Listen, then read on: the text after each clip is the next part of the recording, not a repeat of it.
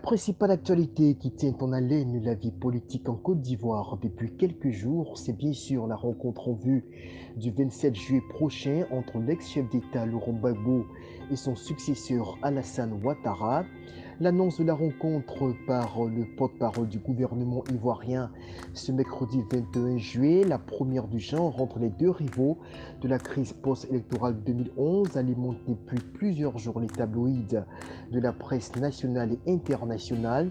Selon Radio France Internationale, c'est Laurent Gbagbo qui serait à l'origine de la discussion téléphonique qui a eu lieu il y a 2 semaines, quelques jours après son voyage à Kinshasa.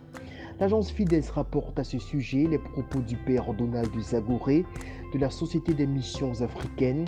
Pour le religieux, c'est un geste fort que ces deux hommes, ennemis farouches d'hier, envoient non seulement à la communauté nationale et internationale, même s'il invite à la prudence compte tenu de l'histoire tragique du pays.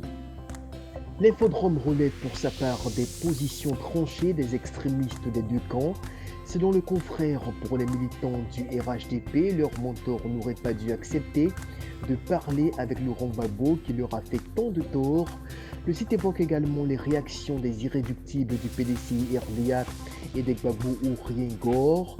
Du côté du PDCI-RDA, Laurent Gbagbo est en voie de trahison du président Henri Konan Bédié, puisque Laurent Gbagbo, rencontrant Alassane Ouattara, veut mettre à l'écart le sphinx du Daoukro. Quant au Gore Gbagbo Ourien, c'est inadmissible que leur champion aille vers le chef de l'État Alassane Ouattara, eu égard de leur passé récent, précise le confrère. Afrique sur 7 s'est intéressé quant à lui à la distinction reçue par le président de la branche légale du Front populaire ivoirien, Pascal Affi-N'Guessan. L'ancien Premier ministre s'est vu décerner ce samedi 24 juillet le prix du meilleur homme de paix de l'année 2020 par la FIDPA, la Fondation internationale pour la paix, la presse et le développement durable en Afrique.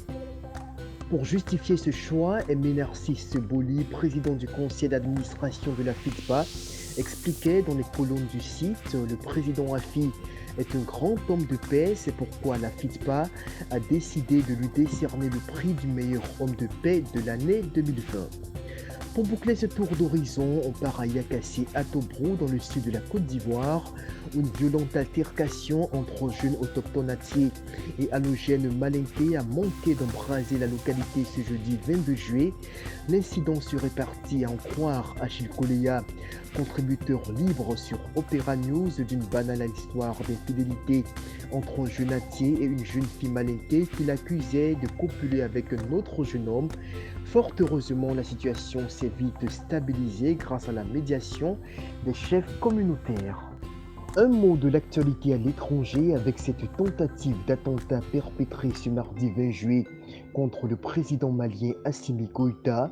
L'information, on se souvient, avait fait le tour des rédactions de presse dans le monde. L'incident survenant moins de 2 mois après le renversement par le colonel et ses camarades du président Bandao de la transition civile.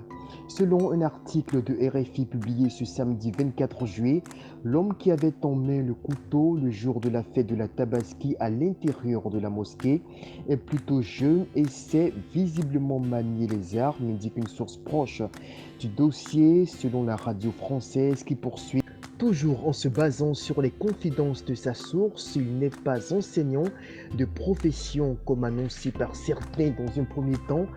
Si au stade actuel de l'enquête, la piste terroriste est écartée, une autre source soufflait aux médias français qu'il s'agit d'un complot et les vérifications sont en cours pour savoir qui est derrière.